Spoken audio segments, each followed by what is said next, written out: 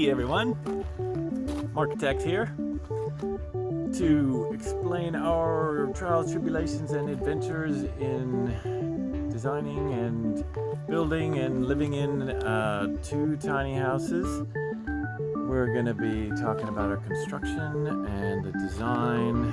I've been an architect for 30 years doing eco-architecture and small buildings, so put all that into these little wonders, and you'll see our discoveries and